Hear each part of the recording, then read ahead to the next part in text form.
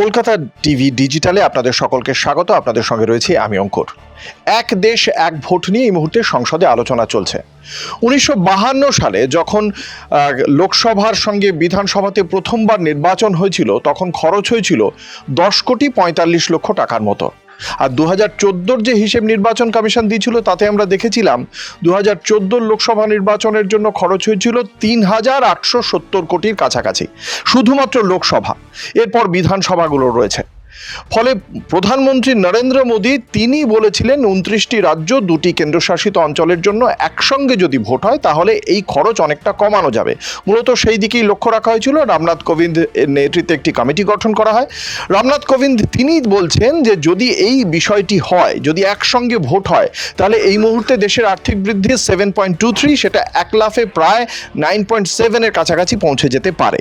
এবার সেই বিষয়টা কতটা কি হবে সেটা তো পরবর্তী বিষয়, কিন্তু এক দেশ এক ভোট হতে গেলে তার জন্য সংবিধানকেও অনেকগুলি সংশোধন করতে হবে। তার জন্যই নতুন বিল এসেছে লোকসভায়, এবং সেই বিল কিভাবে পাশ হবে, সংবিধানের ধারাগুলি কিভাবে সংশোধন হবে, সেই বিষয়ে বিশদে জানবো। আমাদের সঙ্গে রয়েছেন আমাদের পলিটিক্যাল এডিটর আশিস চট্টোপাধ্যায়। আশিস দা, দেখুন, আপনি ঠিকই বললেন যে খরচ অনেক হচ্ছে, কিন্তু একটা দেশের কতগুলো মৌলিক সামাজিক কাঠামো, যেমন গণতন্ত্র, ধর্মনিরপেক্ষতা, আইন শৃঙ্খলা ইত্যাদি রাখতে গেলে তো খরচ হবেই, খরচ বাড়বেই। সুতরাং কেবলমাত্র খরচের কারণ দেখিয়ে এই রকম একটা পরিবর্তন করা যায় কি না, এই প্রশ্নটাও কিন্তু উঠছে। আপনি যেমন বললেন যে সংবিধান সংশোধনের প্রস্তাব আনা হচ্ছে, 129তম সংশোধন সংবিধানের এমনই প্রস্তাব আনা হয়েছে। আমি প্রথমেই সে ব্যাপারে একটা ভোটাভুটি এইমাত্র হয়ে গেল লোকসভাতে, সেই ব্যাপারে আসছি। যেটা আমরা সর্বশেষ খবরে দেখতে পাচ্ছি যে বিরোধীরা দাবি করেন এই বিল এখনই প্রত্যাহার করে নিতে হবে। বিরোধীরা এই দাবি করবার ফলে লোকসভার অধ্যক্ষ বিলটি আলোচনার জন্য গ্রহণ করা হবে কি হবে না তাই নিয়ে একটা ভোট চান, এবং সেই ভোট সাংসদরা দেন। তাতে যে ফলাফল সামনে আসছে সেটা এরকম যে 269 জন বলেছেন বিলটি আলোচনার জন্য গৃহীত হোক, 198 জন বলছেন যে বিলটি এখনই প্রত্যাহার করা হোক। এই যে ভোটের অঙ্কটা, তাতে বিলটি আলোচনার জন্য গৃহীত হলো, কিন্তু কতগুলো প্রশ্নও তুলে দিয়ে গেল। যেমন বিজেপি, কংগ্রেস সহ প্রায় সব বড় দল যাদের বেশ কিছু সাংসদ আছে, তারা কিন্তু হুইপ দিয়েছিল যাতে সব সাংসদ এই আলোচনায় উপস্থিত থাকেন। আজকে 543 জনের লোকসভায় কিছু অসুস্থ থাকতে পারেন, কয়েকজন প্রয়াত হয়ে থাকতে পারেন, তাতে 10-15-20টি আসন শূন্য থাকতে পারে। কিন্তু দেখা গেল যে বিরোধী এবং সরকার পক্ষ মিলিয়ে মোট ভোট পড়ল 467টি। 467 আর 543-এর মধ্যে অনেকটা ফারাক। সুতরাং হুইপ অমান্য করেও যারা এই অধিবেশনে উপস্থিত থাকলেন না, তাদের জন্য দল কিছু ব্যবস্থা নেয় কি না সেদিকে আমাদের নজর থাকবে। এবারে পরের কথায় যাওয়া যাক, যে ধরুন 467টি ভোট, আমরা জানি সংবিধান সংশোধন পাশ করতে গেলে 2/3 ভোটের দরকার হয়। এখন ধরুন আজকে সংবিধান সংশোধন পাশের ভোটাভুটি হয়নি, আজকে ভোটাভুটি হয়েছে বিলটি আলোচনার জন্য গৃহীত হবে কিনা সেই ব্যাপারে। কিন্তু এখান থেকে লোকসভার শক্তির একটা বিন্যাস আন্দাজ করা যায়। ধরুন 467টি যেহেতু ভোট পড়েছে, তার 2/3 কত হয়?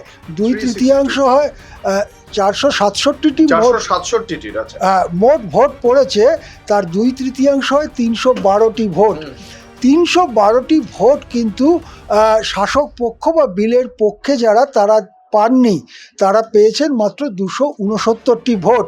সুতরাং এ থেকেই লোকসভার পরিস্থিতিটা পরিষ্কার হয়ে যায় যে 2/3 গরিষ্ঠতা তারা লোকসভায় পাবেন না। সুতরাং এই জায়গাতে দাঁড়িয়ে বিলটির ভবিষ্যৎ কী হবে, কিভাবে এই সংবিধান সংশোধনী পাস করানো হবে, তা নিয়ে কিন্তু আলোচনা তুঙ্গে উঠেছে। ইতিমধ্যে লোকসভায় অল্প একটু সময়ের জন্য দাঁড়ান স্বরাষ্ট্রমন্ত্রী অমিত শাহ। তিনি দাঁড়িয়ে বলেন প্রধানমন্ত্রী চান এই বিল গুচ্ছ বা বিল দুটি জয়েন্ট পার্লামেন্টারি কমিটি বা যৌথ সংসদীয় কমিটিতে পাঠানো হোক। যদি সেই রকমই সিদ্ধান্ত স্পিকার নেন তাহলে যৌথ সংসদীয় কমিটিতে পাঠানো হবে।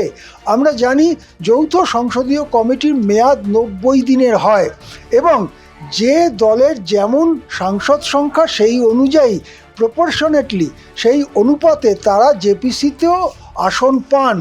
এক্ষেত্রে যেহেতু লোকসভা এবং রাজ্যসভা মিলিয়ে এনডিএর সাংসদ সংখ্যা বেশি, সুতরাং জেপিসিতেও তাদেরই মেজরিটি থাকবে এবং তাদের থেকেই চেয়ারম্যান থাকবেন। সুতরাং বলা যেতে পারে জেপিসিটাও হবে বর্তমান সংসদেরই একটা ছোট সংস্করণের মতো, যেখানে এনডিএর মেজরিটি রয়েছে। এবারে 90 দিনের প্রশ্নটায় আসা যাক। 90 দিন সাধারণভাবে মেয়াদ হয়, কিন্তু সেই মেয়াদ বাড়ানো যেতে পারে। কতবার বাড়ানো যেতে পারে, কত দিন বাড়ানো যেতে পারে, কোনো কিছু লেখা নেই। সুতরাং মেয়াদ 90 দিনের জায়গায় 5 বছরও হতে পারে, কিছু বলা যায় না। সেই জন্যে জেপিসিতে পাঠাবার পরেই আমরা 3 মাস পরেই ব্যাপারটা সংসদে আলোচনার জন্য ফিরে পাবো, নাকি অনির্দিষ্টকালের জন্য স্থগিত থাকবে, তা রাজনৈতিক বিন্যাসের ওপরে নির্ভর করবে। শেষ যেটা কথা, অঙ্কুর যেটা সঠিকভাবেই তুলেছেন, যে সংবিধান সংশোধনের দরকার হচ্ছে কেন? দরকার হচ্ছে তার কারণ আমাদের সংবিধানে বলেছে যে কোনো রাজ্য বিধানসভার যখন ভোট হয়, সেই ভোটের পরে যে বিধানসভা নির্বাচিত হয় সেটা 5 বছরের জন্য হয়। কিন্তু আজকে যদি ওয়ান নেশন ওয়ান ভোট করতে হয়, তাহলে বলা হচ্ছে 2029 সালে লোকসভা ভোটের পরে যে রাজ্য বিধানসভার নির্বাচন হবে সেগুলির মেয়াদ এমনভাবেই ঠিক করতে হবে যাতে মেয়াদটি 2034-এ শেষ হয়ে যায়। অর্থাৎ ধরুন, একটা উদাহরণ দিলে স্পষ্ট হবে, পশ্চিমবঙ্গ বিধানসভা নির্বাচন 2026-এ, তার পরেরটা কবে হবে? 2031-এ। 2031-এ যে ভোটটা হবে সেটা 5 বছরের জন্য হওয়া উচিত, কিন্তু এই আইন পাশ হলে সেটা 5 বছরের জন্য হবে না, কেবলমাত্র 3 বছরের জন্য হবে। কেন? তাহলে 2034-এ মেয়াদ শেষ হয়ে যাবে এবং 2034-এ লোকসভার সঙ্গে পশ্চিমবঙ্গ বিধানসভারও ভোট হবে। অর্থাৎ আমাদের সংবিধানের যে একটা মৌলিক ধরন, মৌলিক বিষয়, যে রাজ্য বিধানসভাগুলো 5 বছরের জন্য নির্বাচিত হয়, সেই মৌলিক বিষয়কে পরিবর্তন করতে চাইছে। আরও কি ব্যাপার, ধরুন 34-এ সব একসাথে হলো, বিধানসভা এবং লোকসভা, কিন্তু তারপরে কোনো একটি বিধানসভা কেউই গরিষ্ঠতা দেখাতে পারলো না, মাঝপথে পড়ে গেল, ধরুন 36 সালে পড়ে গেল। তাহলে তাদের ভোট হবে, ভোট হলে কত বছরের জন্য হবে? অতগুলো বছরের জন্য, যাতে সে 2039-এ গিয়ে আবার ভোট পায়। অর্থাৎ 2034-এ বিধানসভা নির্বাচন হলো, ধরুন 36-এ পড়ে গেল, 36-এ মধ্যবর্তী নির্বাচন হলো, সেই বিধানসভার মেয়াদটাও হবে 3 বছরের জন্য। অর্থাৎ বিধানসভার মেয়াদের যে নির্দেশিকা সংবিধানে দেওয়া রয়েছে, এটা একটা মৌলিক কাঠামো, লোকসভা এবং বিধানসভার মেয়াদ, তাকে যেহেতু ভাঙতে চায় এই এক দেশ এক ভোট, তার জন্য সংবিধান সংশোধন দরকার। আর এজন্যই বিরোধীরা বলছেন যে এই ব্যাপারটা সংবিধানের মূল কাঠামোকেই আঘাত করছে, মূল কাঠামোকেই ভাঙছে। এই জন্যই তারা বিলটি প্রত্যাহারের কথা অত জোরে জোরে সোচ্চারে বলেছেন। অঙ্কুর, সেক্ষেত্রে আমাদের অপেক্ষা করতে হবে। প্রথমত, আজকে এই বিলটি যে আলোচনার জন্য গৃহীত হয়েছে, সেক্ষেত্রে বিরোধী এবং শাসক পক্ষ তারা এই বিলের পক্ষে বিপক্ষে কি বক্তব্য রাখেন, তাও যেমন অত্যন্ত তাৎপর্যপূর্ণ, এবং তারপর শেষ পর্যন্ত যদি বিলটি যায় যৌথ সংসদীয় কমিটিতে, তার ভবিষ্যতের দিকে আমাদের অবশ্যই তাকিয়ে থাকতে হবে। দেখতে থাকুন কলকাতা টিভি, রাত দিন 7 দিন।